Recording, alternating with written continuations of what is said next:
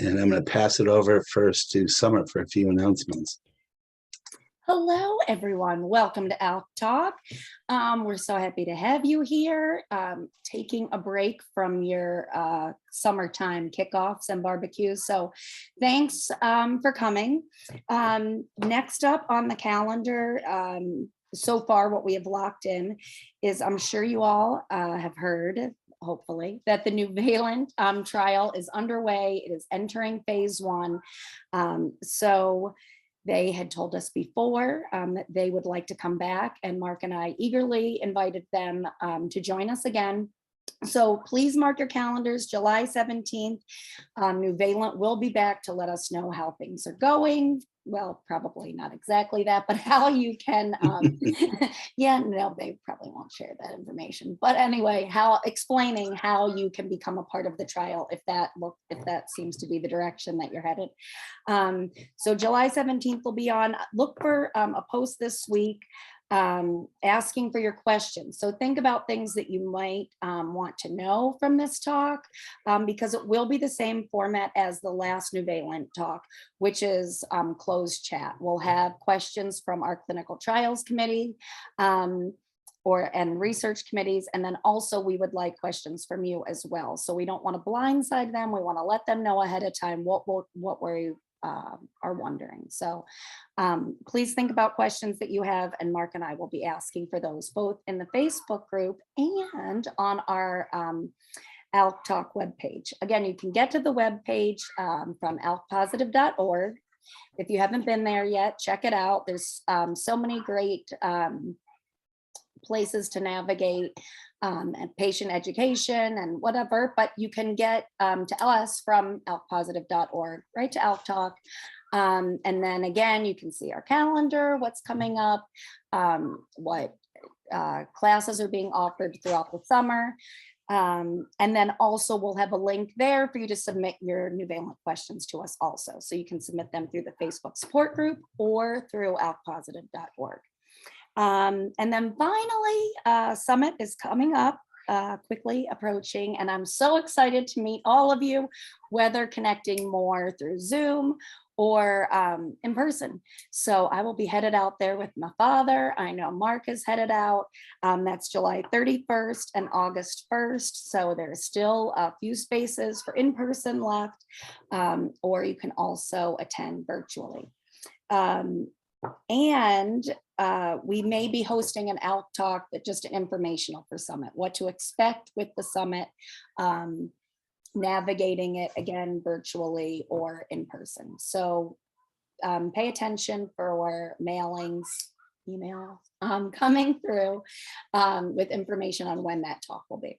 So thank you so much. And Mark will introduce Joe. I'm so excited for tonight. I'm just gonna meet myself. You know what's so funny is that when I started thinking about some ALK-talks and like things that we typically don't speak about in our Facebook groups is spiritualism and other things. And I figured, you know what? I'm going to ask my shaman if he would like to come in and talk to us. I have been going to a shaman since 2017. And it was basically kind of like not a dare, but it was my fiance at the time I was dating said, you need to get some spiritual healing. And I had absolutely no idea what that was. So I said, how much? She told me the price. And I said, okay, sure, I'll go. So that's how I ended up meeting Joe. So ever since then, I've seen Joe for the last, I think my last session was in 2021, maybe. So Joe, it's great having you here, and I'm going to let you do most of the talking, but please introduce yourself and also what is a shaman? All right. Well, can you guys hear me? Yes. Thank you so much for having me, and welcome everybody. I thought perhaps I'd just give a little bit of the story of how I became a shaman before I launch into what a shaman is, as far as I understand it. This all started back when my wife came down with cancer in 2001. I was never into any of this. Maria was very much a New Age person, so she had all kinds of crystals and saw astrologers and psychics, had psychic parties with her girlfriends, and it was all great fun. It was never something I was ever interested in. I had been raised Catholic, and I stopped going when I was 15, and I had zero interest in not only religion, but spirituality, period. So that was just her thing. As I said, she came down with cancer around 2000, and Maria never wanted to do anything the traditional way. So she immediately launched on a program of looking for some kind of alternative. And many of the bigger clinics are not allowed to practice in the United States, so you'd have to go outside the US. We didn't have those kinds of resources. There are some practitioners, though, that you can go to here in the country. So we would find somebody and go to that person and start the protocol, whatever it was. And then her doctor would do blood work on her to see if she was making any progress or not, whether the thing was working. Her doctor was never crazy about the choices she was making, but Maria always argued, it's my life, my body, and I reserve the right to choose how I treat it. So something would work, and it would seem to work for about 6 months, and then it wasn't working. So we'd go on to something else. All the time researching.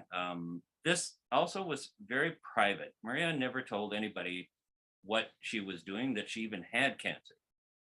And up until the last 2 weeks she was alive, you would never have guessed. So finally, her doctor prevailed on her to get a lumpectomy. Maria had breast cancer, and she said, all these years, now we're up to 2006, all these years you've been maintaining, but you haven't gotten, really over the hump. And maybe because the tumor has never grown, maybe if we remove the tumor, then it will help you get over the hump. Made sense. So she found a surgeon, had the lump removed, and then went back to looking into alternative methods. For about 9 months, she had this amazing reprieve, and that was probably the best in her entire bout with cancer that she ever was. Suddenly, the tumor came back, and she just was so discouraged that she said, "You know what? I can't do this anymore. I'm done." Now, so that ended the kind of physical treatment. But Maria had been trained in Reiki. I don't know if some of you are familiar with Reiki. And so she was doing Reiki on herself and healing touch. She discovered at that time that our dentist and his wife, it was so odd. There is a publication that used to be around here long before the internet called Body. They started the Body, Mind, Spirit Festival, but oh shoot, I can't remember the name of the publication. But anyway, that's where all practitioners advertised for Michigan, Ohio, Illinois. And so here's an ad from our dentist for him and his wife, and it said Shamanic healing. Now, as much as I knew about shamans was from an old anthropology class, and they wore feathers and danced around a fire and all that kind of stuff. So I didn't know what to think, because he'd been our dentist for 15 years. And I respected his mind tremendously. One of the smartest people I've ever personally known. And so the fact that they were practicing shamanism spoke volumes to me. So she, of course, said, "I'm going to do it," and so she goes and has a session with him. And she was so impressed. She said, "I felt things like energy running through my body. I felt a couple of obstacles kind of collapsing, and I felt really good by the end of the session." So she scheduled another session. It was going to be in about 6 weeks. About a month after that, everything went south, and it went south very quickly. And her doctor, who had been keeping in touch with her by now, who had retired, but they were good friends. She'd been her doctor for 20 years and a wonderful person. And she called her and was just catching up with her. She'd been away on vacation, and she said, "Maria, I'm going to ask you to do something. I know you won't want to do it, but I want you to go to the hospital and get something checked out, because I don't like the sound of what's going on." So check into the hospital, and they sent her downtown Detroit, and to the cancer wing. And she spent a week there. They said it had metastasized, and they pretty much signed off on her. So there's nothing else we can do except put her in hospice. So put her in hospice, we bring her back home. And by now, Maria had said, you can start calling people, you can let them know what's going on. When she went to the hospital, she was pretty jaundiced, her liver was failing, so she was pretty brown. And so we get home, have the hospice bed set up. There were some wonderful friends who came and helped take care of her. And I called the dentist. This was on a Monday. Said, at this point, I don't know what you guys do. I don't understand it, but I know that she felt better when you did it. Is there any chance you could do something for her now? This is where we are. And he said, I'm going to work on her remotely. I can talk about that later, but you can kind of get the idea of what that means. You don't have to be physically present to work on someone. And as I said, this was on a Monday. I was talking to him, and he said, I'll work on her Wednesday. Now, to me, everything looked so dire. I couldn't understand why he's so laid back. Like, you should be working on her now from the way she looks. But I thought, again, maybe he knows more about this stuff than I do, and maybe she's going to come through just fine. So Wednesday comes around. Maria was pretty much quiet or sleeping the entire day. And one of her friends, her oldest friends, had come over that day, very upset. A couple of friends were looking after her. I was down in the basement watching yet another DVD. Now people were sending us stuff. You might try this clinic or this. And so this gal came downstairs and said, I just saw Maria. I don't understand what's going on. And she was very upset. And so I was telling her the story. And then one of her other friends came down and said, Maria's breathing funny. Can you come up and take a look for a second? Not thinking anything was, this wasn't she was about to take her last breath. So we get up there, and that's precisely what was happening. Fortunately, one of the friends had been around people who had died before, and she said, everybody just take hands. So we gathered around Maria, and she died, took her last breath, and she died. When she died, the moment she died, first of all, I couldn't believe it. I could not believe it. I just never, this was not the way I thought this thing was going to go. But anyway, the moment she died, I felt like somebody grabbed me by the shoulders and just twisted me. It was so physical.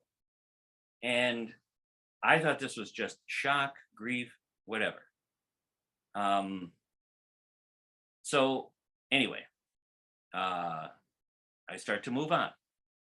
I finally go back to work, and then that friend who came down and said, Maria's breathing funny, called me and said, would you be willing to see a psychic? Now, she really helped me when my mom died. Now, I had never seen a psychic in my life. As I said, Maria was very much into this stuff, but I never even tried it just for fun or anything. So, but this girl had helped so much. Especially the last 2 weeks that Maria was alive, that if she was asking me this little favor, I had to say yes. So I said, sure, just give me her name and number, and I'll make an appointment. So I go to see this woman, and she said, your wife is sitting here next to me, and she said, you're not going to do the regular, like, your grandma's here or something like that, and your grandma's come through for you, or your dad's come through for you. By now, both my parents are gone, and so she said, the best thing that your wife said would work is just if you guys have a talk. So I said, okay. So she said, so just ask her questions and then I'll tell you what she said. So for the next hour, that's how it went. But in that conversation, something really weird and profound happened, because all of a sudden I knew that the things that she had done with her life, which I thought were just kind of fun and entertaining, were very serious for her. She was looking for some kind of a relationship with spirit, whatever way you want to call it, whatever, however you want to term it. And I got it. And I said, you know, you were a natural at this. You were always a natural. You were so in touch with your feelings that you knew when to go and when not to go. It kind of reminds me, someone asked Louis Armstrong what, they said, could you tell us what jazz is? And Armstrong said, mister, if I got to explain it to you, you don't get it. And that's precisely the way Maria worked. You know, and she said, you know, you're always in your head. That was one of her criticisms of me. So, but if I was going to do something, I was going to have to go through my head. So I said to her, you know, this thing that the dentist did with you, you were so impressed with it. I feel as though that's where I want to start. So after I got out of that session, when I got home, I called the dentist and I said, do you guys ever teach people to do what you do? And he said, yeah. And I said, I would like to try. I do not know if I will be any good at it whatsoever. So this is in the beginning of 2007. By the beginning of 2008, I was done with the training. And I discovered that I could do it fairly well. And that's how I became a shaman. Now, they were taught by a guy named Alberto Villoldo. Most of what we know today about shamanism comes from anthropologists, in part because shamanism is an oral tradition. In other religions, we have a body of written works that we can study. But shamanism has never been like that. It is almost always oral. And so the teachings are simply passed down from teacher to student. And so for an anthropologist to learn about this, they would have to just spend a lot of time, embed themselves with the indigenous society in order to learn what kind of techniques they use and what their perspective is. In large part, shamanism is a perspective. That's kind of hard for us to understand, but in essence, shamanism embraces the idea that spirit is in everything, absolutely everything. This table that I'm sitting at, the chair, your car, your house, as well as all living things. And when something is wrong, we must address the spiritual part of it as well. So I'm going to give you a little bowl demonstration. Mark and I had talked about this, so I'm just going to be holding them up. Usually I put them on the floor. So, Thanks. But the way we're set up, it's hard to do. So reality manifests at 4 different levels. So I'm going to hold the first one up. This is the material. We know that one very well. We're in a material body. We live in a material world. And we want to change things. We change them at the material level. For example, we'll go back to Maria, for example. She has a tumor. We believe we remove the tumor and we're getting somewhere. We're working towards healing the physical body. Okay. The next level is going to fit over the material. That is the mental emotional, and that is more powerful than the material. Now, what do I mean by that? For example, if I want to move these things around, it begins as a thought in my head and a feeling, an emotion, and I am making my body move these things around. And we take this for granted. This is how we interact with reality. Okay, so far so good. The next level that the other two are nested within is the soul. Now, I don't want to get too religious here, but it's the idea that there is some agent that is acting on these two that is more powerful. Now, here we have a problem. First of all, the scientific revolution around 1600 became our ruling paradigm. And so this idea of spirit being in things, science could never prove. if I asked you if you had a soul, for example, and what from whatever standpoint you come from, you're going to say yes, but it's not something you can prove. It is an act of faith. I believe I have a soul. That's your perspective. So is there anything here that suggests it's power? Because if we have something that's more powerful than these two, then that would suggest there's some kind of agent that is causing that. So the best example I can give, and interesting we're doing this in this format, but there's a wonderful book called Remarkable Recovery. And I want to say Mark Ian Barish is one of the co-authors, but they have studied people who've had healings that we call miraculous. They defy the explanation of traditional medical science. And so this suggests that agent that I was talking about. The examples that they give in the book are so well described that it is difficult to find a counter argument. It is scientific in the way they make their argument. For example, they give, there was a man in Italy who had been taken to Lourdes in France. If any of you know where Lourdes is or what Lourdes is, it's a holy pool, Catholic place. And he had been diagnosed with cancer, but his bones had been eaten up by his cancer. So he went there and he spent a couple of weeks there. And then when he came back, the people from Lourdes continued to send him this water. And after a time, he felt better. So he wanted his doctors to do some blood work. And they said, it looks like you're going into remission. Congratulations. But he said, I feel as though my hip is better. And they said, well, because he was in a cast all the time. And they said, that's not a good idea. Your bone doesn't reconstruct itself. But finally, he just prevailed on them. He said, I feel it's better. So he said, I want you to cut the cast off. I want you to do an x-ray. And they found that the bone was reconstructing itself. And they both went on record saying, we've never in our careers seen anything like this. So the agent that's more powerful than the other two. Now, in our paradigm, there's one final one.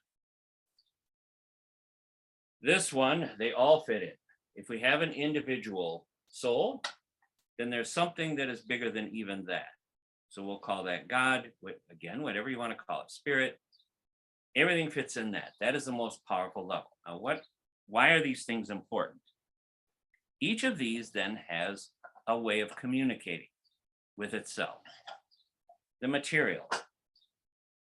Atoms, molecules, cells. Right now, the cells in your body are talking to each other. They're communicating. That is how it exists. Mental emotional. Mental emotional words and thoughts.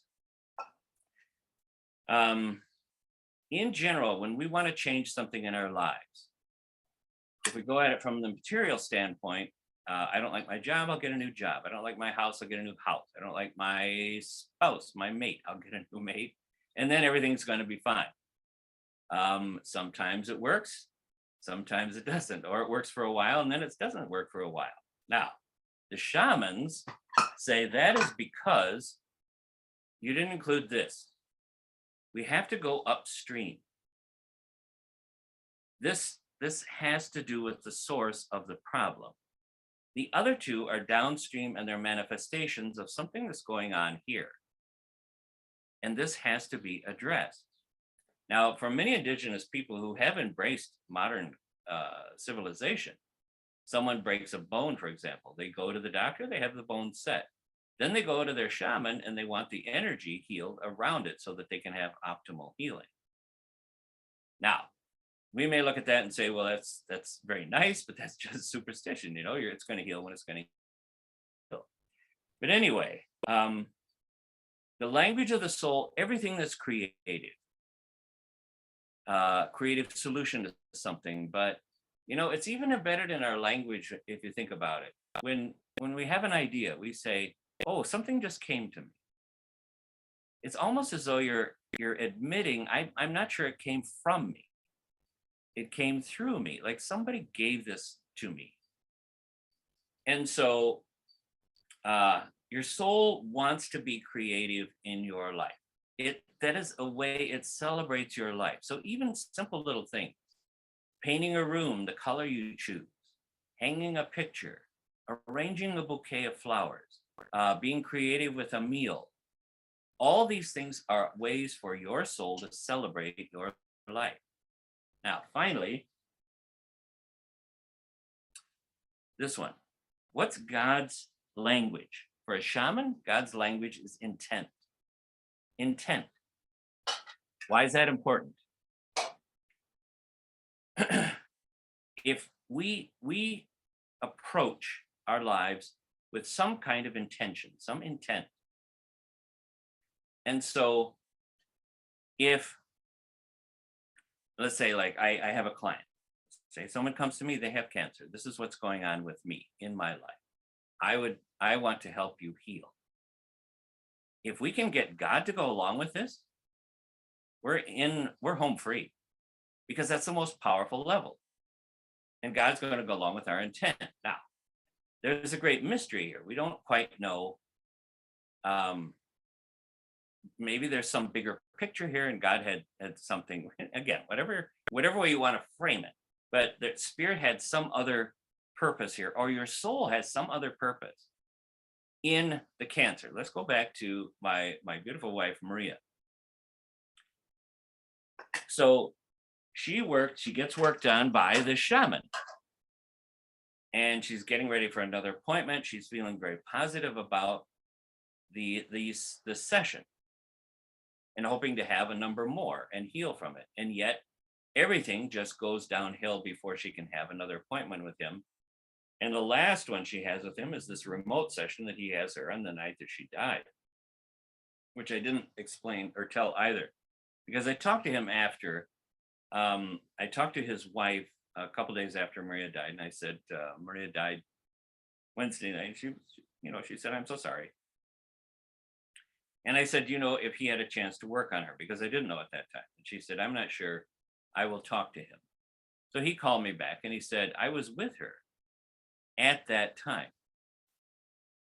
And I wanted to do something we call a destiny retrieval. That's part of the Alberto training. It's not necessarily in every shamanic training, but what we're doing in essence is fetching a new future. Now, she refused. He said she flat out refused. And he said, I could not persuade her otherwise. Like, Maria, listen, because they had known each other for many years. He said, look, if you stick around, if you recover from this, think of the inspiration you will be to people, say, who have a hard time with chemo and radiation, or someone who's just looking for some kind of support because they feel very isolated in this. You would be wonderful for that. And she just said, no, I'm out of here. So couldn't make sense of it. Now, we'll move ahead a year. I'm coming to the end of my training. And he and I had a moment alone. Generally, that was a rarity. And I said to him, do you remember that time we talked and I asked you about Maria's death? And he said, yeah. And I said, do you have any more insight on that? Because the fact is, I started seeing her from the beginning of the training in spirit. She was always around. And he said, let me ask you a question. Do you think you would have done any of this if she had lived? And I knew right off. I said, no, I would never have done this. I never would have touched it. And then he just sat there kind of with this grin, like, I said, oh, okay, fine. Now you're going to make me feel really guilty. Like she did this to give me an opportunity to possibly get connected or to practice this. And he said, yeah. So anyway, so as I said, shamanism is in essence perspective that is based on the idea that there is spirit in everything. Shamanism is practiced all over the world. Any place you find indigenous people, you're going to find shamans.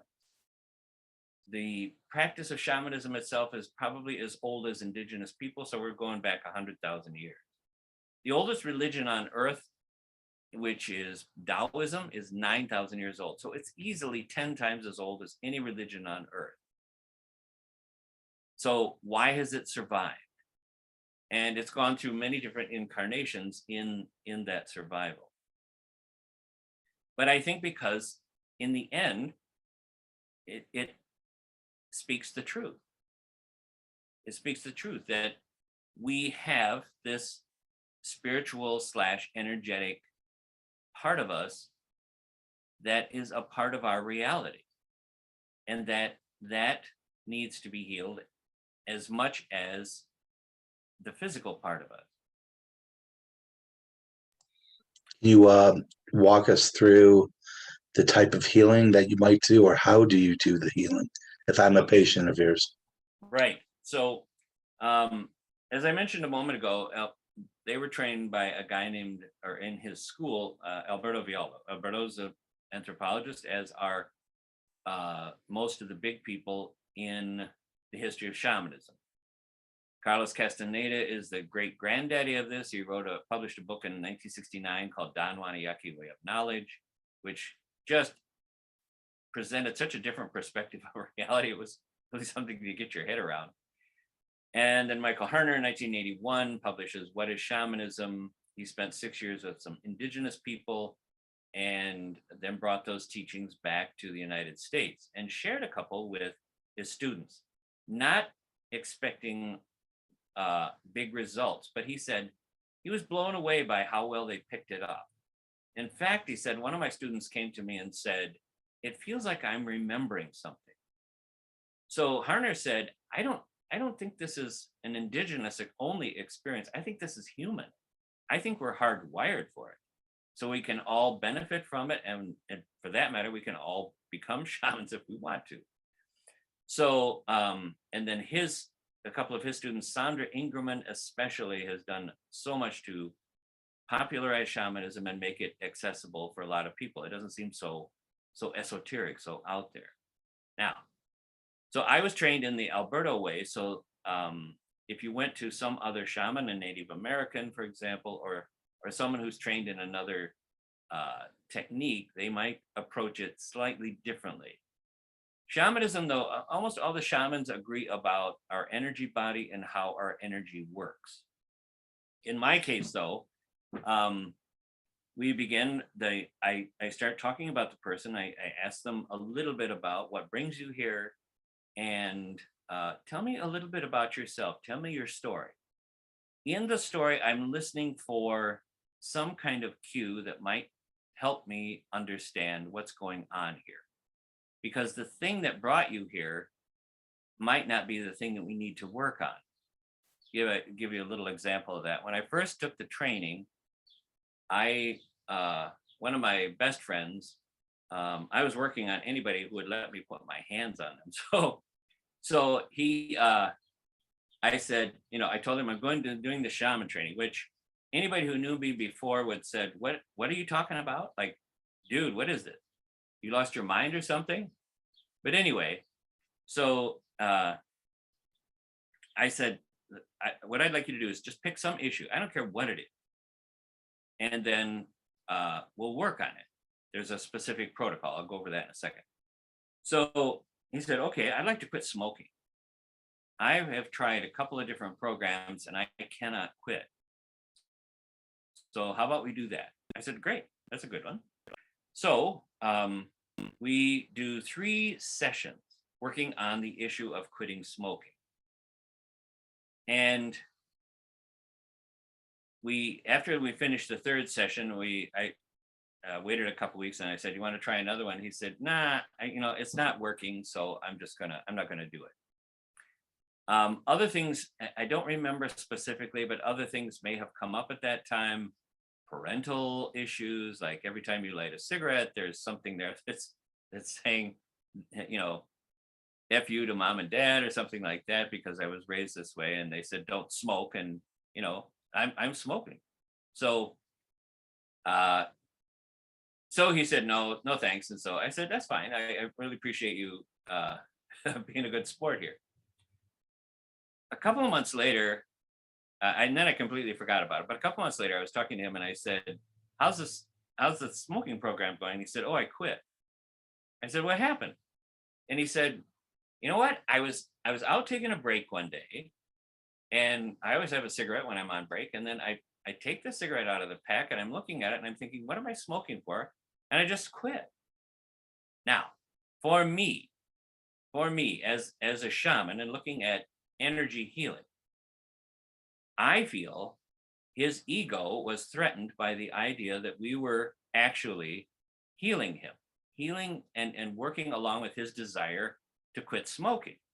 But by God, it was not going to say, well, I'm not in control anymore. So it just let all that pass. And then it says, okay, I decided we're going to quit smoking. But I feel as though there was significant healing going on during those sessions. So anyway, so the person comes in, they talk to me about their issue. They tell me about their story. Tell me, you know, what has happened in your life? What is your life?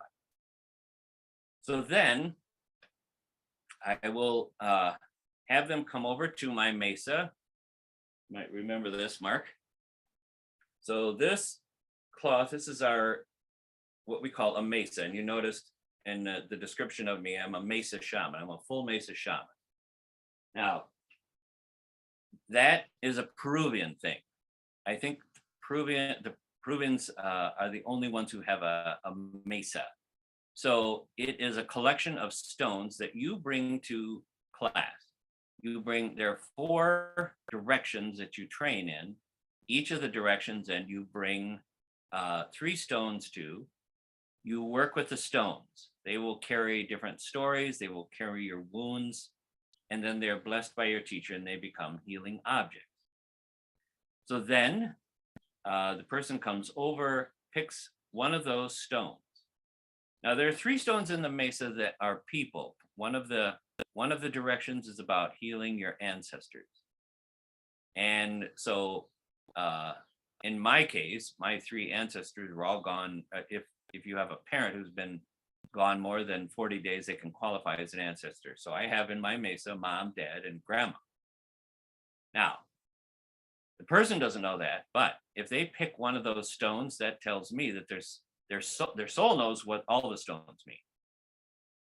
And so I say this has something to do with your relationship with your mom or your dad. So then I take a pendulum and I'm holding it. You're lying down on a table now, and I'm holding it over your chakras. This is the interface. Now, you guys all know about the chakras. They're, without going into great detail about it, but they are energy vortices that help funnel divine energy from the outside into your energy system, your energy body and your physical body. So let us say, for example, you're working on this particular issue. I had a client just recently, just as a little example. And she came to me and she was trying to, what was it she was working on? But anyway, the stone was on her throat chakra. Now, our throat chakra is all about speaking your truth. So put the stone on the chakra, and then I just get behind the person. I'm holding it, you know how this goes, Mark. And then I'm just kind of sitting there with my hands behind their neck. And I'm just kind of holding space. Well, then I backspin the chakra to let it discharge, because it's holding some kind of heavy energy that's clogging the whole healing process. Ultimately, we are simply a big kind of pump, energy pump. If we have good flow, we have health. If we have blockages, remember I told you about Maria, and she said, I felt as though a couple of blocks were coming down. That's what we're talking about. Now, so I see that there is some kind of dark thing that will not come out of her throat chakra. So I move the stone aside. I take a ceremonial knife. I cut that open, almost like surgery. And I pull out this toad. Now, the toad means nothing to me. But I said, I saw this toad. And she, without batting an eyelash, she said, when I was 5 or 6, I used to play with toads. I would go out back and I would find these toads and I would play with toads. And one day I accidentally killed one. And she got really emotional about that. To this day, she has never been able to forgive herself for this accidental killing of this toad. But you can see how these traumas can get lodged in our system and cause problems in throughout our life or in later life. So that, you know, that's in a nutshell. That to me, that's one of the things that still amazes me about it, because as I said, seeing that toad meant nothing to me, but it was highly significant to her. So that's kind of how the session goes. There are other things. Some people have a hard time with one aspect of shamanism, which is that there can be dark forces or energies or spirits that might be interfering with our life for a variety of reasons. But the shaman goes in and tries to deal with that, tries to address it, tries to remove it, either through extraction or cutting some kind of a cord. These are all techniques that you learn in the training, and then try to help your client. Can I back up for 1 second? When you're talking about the universal energy, which you refer to as God or the higher power, Right. And you and I spoke about this a couple days ago. That universal energy, how does that relate to a human being from the standpoint of the goodness of it? You know? I'm sorry, the goodness of it? Yeah, that's rooting for you. Oh, yes. In general, we believe that the universe is on your side. It really is. It wants to help you. And there's a Peruvian concept called Ayni, A-Y-N-I, which means harmony or balance. And when you are in balance, the universe is working for you beautifully. When you get out of balance, then things just start getting jacked up. Now, something like a great crisis, like cancer, for example, is like a huge thing that is happening to you. Now, in part, from a shamanic standpoint, this may be your soul saying, you know what, honey, I tried to get your attention. You didn't listen. So now I'm going to set you down, and now you're going to listen. And we're going to have to decide whether you want to go on with this life with learning, having learned and benefited from what we're talking about here, or whether we're not. So, but in all of that, the universe actually wants you to succeed. It wants this thing, it wants a good thing for your life. And that's always our operating principle. And we spoke about that, and this comes up in our group also, that no one knows when they're going to pass away, right? And having cancer, we have an explanation point to our lives and to our years that we're here. And you said something pretty profound about that example of people don't know how many years they do have. Correct. because it's a little perspective what you just said. So about your, sorry. I'll say it for you. So your soul is out there, and it's trying to interface with the material things and the stressors and emotions of life. And now the 40 some of us have cancer, and we're trying to reconcile that of what perspective, the energy of the, if you believe in universal energy, you believe in a higher power, you believe in what you just stated, then as a patient, I should embrace this situation and work with the universe and give up control. That's what you told me.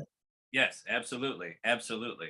So explain that to my audience here, because I'm sure I didn't do it justice. No, you explained it beautifully. You explained it beautifully. That in the end, there is something to be said for simply surrendering to that kind of goodness that is helping you along. But because I don't think it's just acceptance. I think something else. There's something else there, and I'm sorry I'm not a little more articulate about that.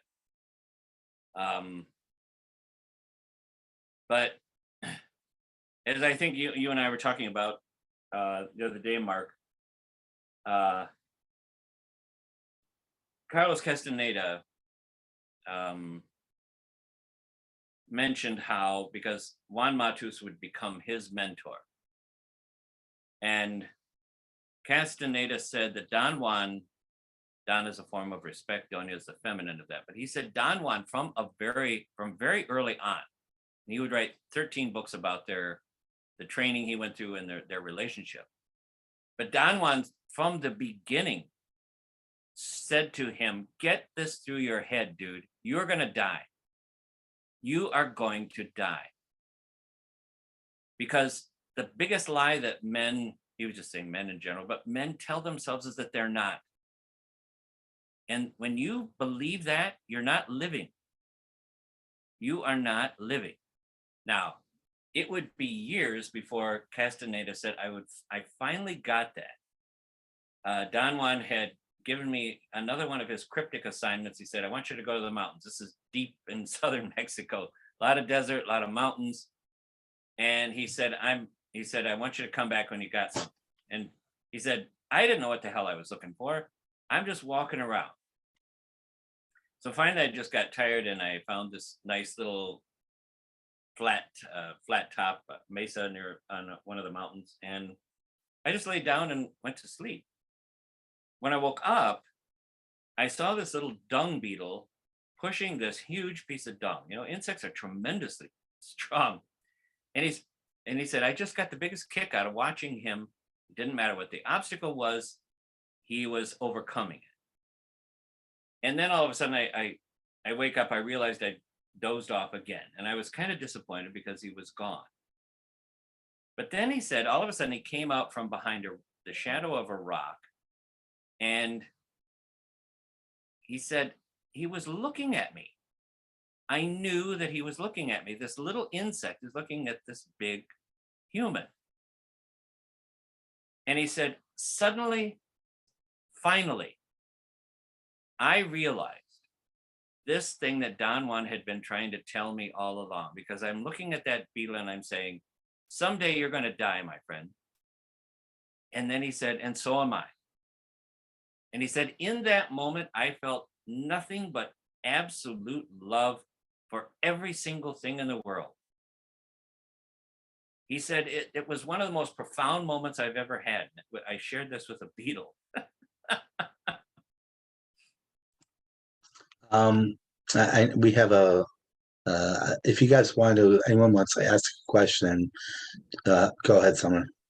Yeah. So, Joe, I love this, and thank you so much for sharing your story about Maria. And I could listen to you talk all day, and just about shamanism in general. So I just wondered if, I think that a lot of people have joined to learn, another avenue that could be something that could be helpful, whether putting our mind at peace or helping us get our game face on. Or so what would you, I guess this is like a multifaceted question, what would you recommend for us on a whole? Or is visiting a shaman something that then they give you tools to use regularly? Or is it like a chiropractor, and once you go, you got to go forever, so if you could just kind of apply it to us. Right. Now, in my experience, and I haven't had a lot of sharing with other shamans in a professional way. So I've been kind of by myself in that. So I generally will let the client set the tone for how we want this thing to go. But I generally will recommend 3 or 4 sessions within fairly grouped together. Say within the next 6 months, I would like us to have 3 or 4 sessions under our belt to see if this is going to help. Now, I know that everything I've been telling, and Maria included, it sounds kind of grim. It sounds like this wasn't working, or like I give Maria's example, how by her kind of taking a hit for the team, it gave me an opportunity to become what I have become. But I have seen people who have cancer. I have one woman who had an inoperable brain tumor. Now, she also credits Rick Simpson oil, but I asked her, this was about a year in. She still sees her doctor, and then anybody I see, I never try to dissuade them from seeing their physician. Every once in a great while, if someone is very upset about their physician or somebody, I will say, have you ever considered seeing somebody else? Don't feel as though you're locked into this person. There are other wonderful doctors out there who could very much help you, and I don't think this person is doing a service. And just putting it out there, but I'm not telling anybody how to live. But I would see her. This was about a year into our kind of seeing each other, and she said that the tumor is shrinking, and the doctors are kind of befuddled by why it is shrinking, because it was growing. And she said, I credit this to 2 things: the Rick Simpson oil, she swears by that, but also this shamanic work that we are doing. So I continue to believe that this can help people with any kind of problem. Now, so how would this be looking for someone who's interested in doing shamanic healing? First of all, it's a process. So I would say, don't expect any huge things for 3 or 4 sessions, but you might find something dramatic in just 1 session. But kind of don't be afraid to ask this person questions. Did they have any, if you're looking for a shaman, wherever you guys live, you can find shamans.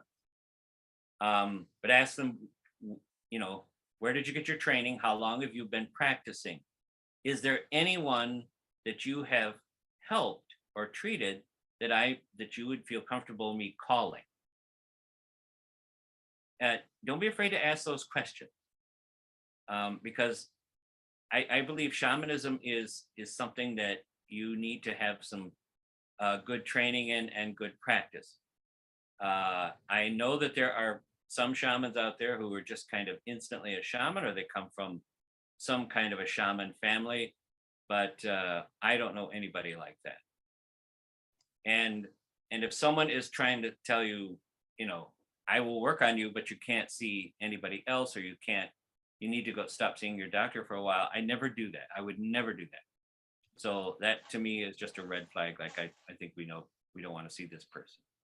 This is a good question. What's your best advice into how we can connect with our spiritual side? I have a long believe that we may practice whatever religion that we are born into, but that is entirely based on how we expect that spirit. And I meant to say how we accept that spirit. So that's my typo, Mark. Oh, sorry, Amy. Go ahead. You can No, I ask your typed it question. wrong. How we go ahead. accept it. We're all born into what we are, but to me, it's always basically the same thing. It's how you accept you accept what you were raised to accept. However, it all comes back to that spirituality. I just would like some advice on how to connect with our spiritual side better. Thank you. Sure. Well, one of the stereotypical, you hear about meditation all the time, but it is true. A good way to just connect with your spirit is to start a meditation practice. And remember, the Dalai, so many people have a hard time with meditation. And the Dalai Lama once said, you have to remember a spiritual practice is a practice. You practice it, you do it. He said, even I will have days where I just can't meditate to save my life. So what? So what? You just do it. You're saying to spirit, to your soul, I'm willing to sit here with you even when you don't want to do anything with me today. The other thing is, I feel very strongly about being connected to nature. This is something that we have really lost. And in losing our connection to nature, we are losing our connection to ourselves. Just get out there and be aware of it. Be present in it. You can even make a walk through the woods, a walk on a nature trail, a walk through a park as a spiritual practice. You just get real present in the moment and you just walk through it. Now, we're not looking for messages or anything here. We're simply being in the moment. And when we're in the moment, we are connecting to our spirit.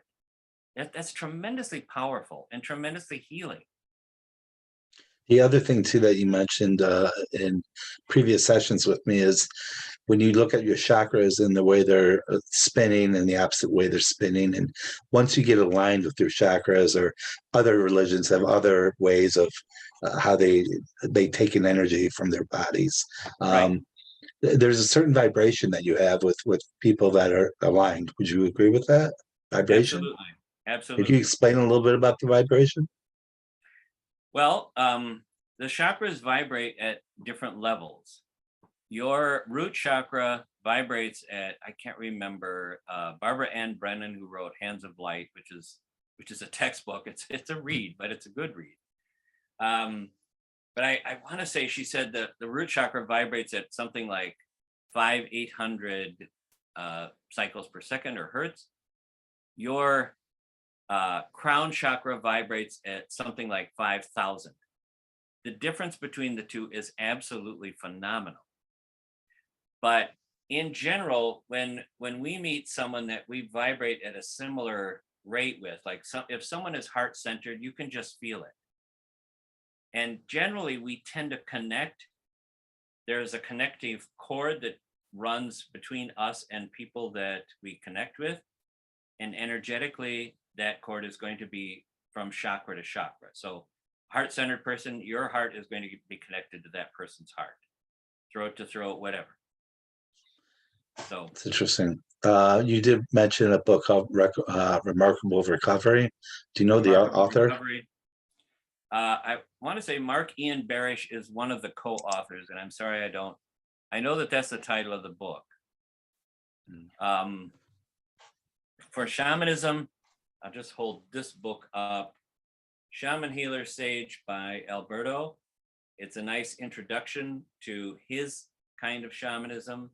It gives a little bit of his story, and then he talks about the techniques that he uses. All of which I was trained in, but you can be familiar with how it works and some of the background of where these things come from and why we do this or why we do that when it comes to helping another person. The other thing I might mention is I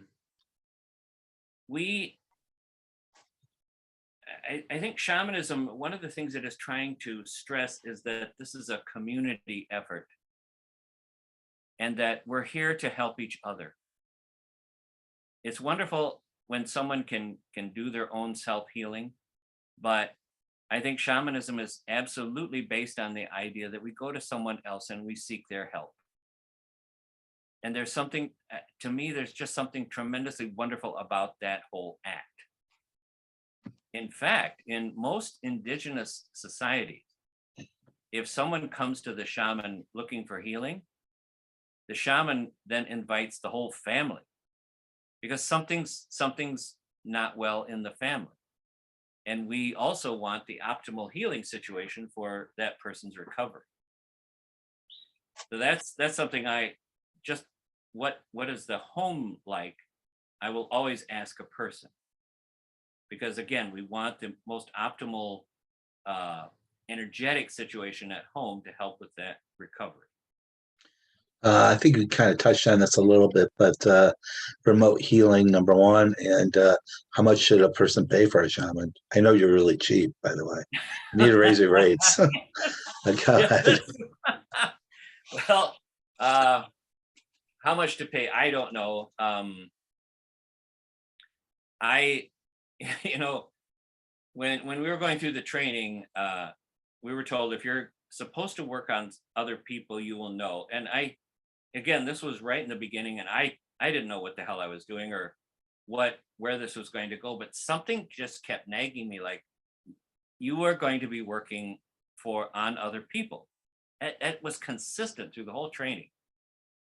But I really wanted, because you know, I grew up on the other side of the track, and I always felt, though, that there is something wonderful about shamanic healing, and I want this to be available to people who might not come to see a shaman because they'd say, you know what, I like the idea of it, but boy, that's a little out of that price is a little out of my league. And so just to make it available to them. So I don't know what's reasonable, you know, anymore, like for an initial session, and this is more than I charge, but say like $150 or $200. I wouldn't go beyond that for a session that would last maybe an hour or two. Yeah, check your PPO plans and see if it's covered. I don't think it is. Yes. But the remote healing. Now, remote healing. Yeah. That is based on the idea that if we step outside ordinary reality, there is no space between us. And actually, there's some interesting scientific studies on that also. There was a wonderful movie called What the Bleep Do We Know that came out years ago. And it has to do mostly with the things that quantum physics now simply accepts as reality. But even to this day, if you sit down and watch that movie, it will blow your head off. They're talking about, for example, one of the physicists said, you take a polarizer, you can separate two particles and put them off to other ends of, let's say, like you put them 10,000 miles away, and then you do something to the one, instantly, the other one is affected. There is no distance and there is no time. Now that messes with everything that we understand about how everything works. Now, the same principle applies to remote healing. I step outside myself and you are right here. So when I do a remote session on someone, I have this doll that I practice on. I use her as a physical representation of the person, and I invite the person's soul to come forward and be present for healing. And then I will have had some kind of a phone chat with you. Sometimes I'll do a Zoom, and then I'll say, this is what's going on. Do you feel this? Do you feel this? And almost invariably, they will feel the thing that I'm talking about. And so, yes, the astral plane. The one gal said the astral plane. Right. So that is where we are working from. And so in that way, that person is present right now. So that's how remote healing can work. And then your soul people have to agree to this. It's something that is not, if you're a non-believer and you're fighting the fight, you're not going to get the healing that is what you came in for. I'm assuming most people who are on the Zoom call are interested because of the topic, you know. But don't you think that you know, And you and I had this one discussion about who are you really talking to, and then where are you going when you're going into, I would say like I wouldn't call it a trance, but when you're getting information, you're going to 3 different worlds, correct?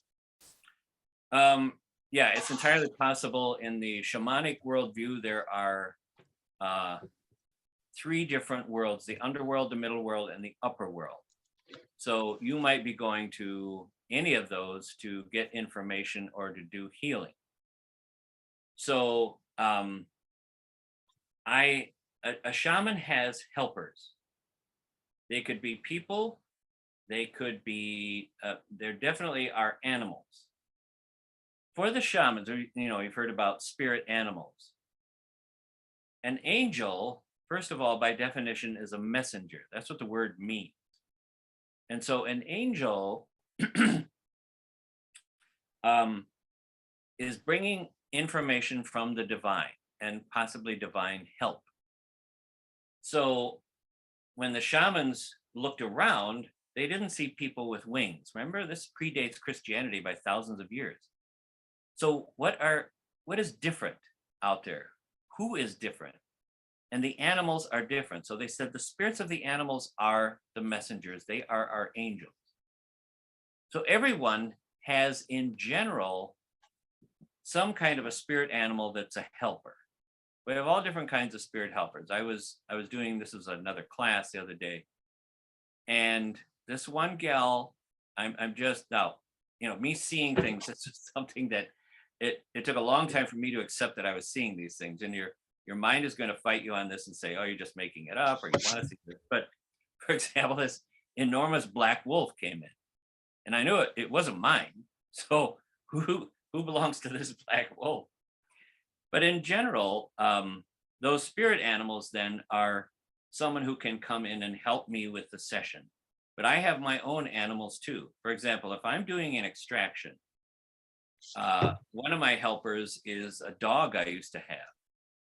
And he will literally jump up on the person, and he'll be sniffing along where this thing is going in their body to help me track where that thing is so that I can get it to move into where I want to extract it to. So those are the spirits that I'm talking to, but that the person's spirits will come forward as well. There will be ancestors. I have seen all kinds of people. The other day I had this woman come in and say, I saw this woman and I said, who are you? And she said, I'm her aunt. And I said, do you have an aunt who passed who you were close to? And at first she couldn't think of anything. She says, oh my God, oh yes. And I said, well, she's here and she is very much, helping you and rooting for you, trying to help you get through this thing. But those are the things that present themselves that I work with. So I'm gonna follow up with a couple questions. Last question on the board here is, do people choose their spirit animals, or are the animals chosen for them in some way? in general, the animal chooses you. Now, let us say that there is some animal that you have always been fond of, or it has always presented itself. There's a very good chance that that is one of your spirit animals. You can have more than one spirit animal, but let's say, for example, we talk about some spirit animal, and then you go home, or let's say you go to the grocery store and there is a magazine of a National Geographic all about whales. And then you go home and there is some nature channel show about whales. There's a very good chance that that spirit animal is talking to you and saying, look, I am one of your animals.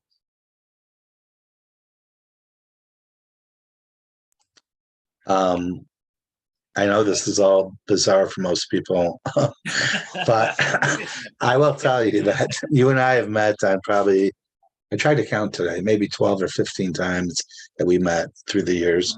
And I was such a non-believer. And the first time I met Joe, it was kind of interesting. I was there for a couple hours, and he comes out of his trance. I sit up, and he says to me, you have a what would you call it, like a soul loss of some sort of this young boy who needs to come back to be a part of you, to help you fight your cancer. And I'm like, okay, great. How much do I owe you? And I left. And I go to my sister's house, who's some of you guys know her through guided imagery. She teaches guided imagery, and I'm sitting, she's feeding me dinner, and I'm eating dinner, and she's like, looks at me really surprised, and she says, "Oh my God, who's this boy that's surrounding you?" I'm like, "What are you talking about?" And she's like, "Yeah, there's an aura of this boy around you."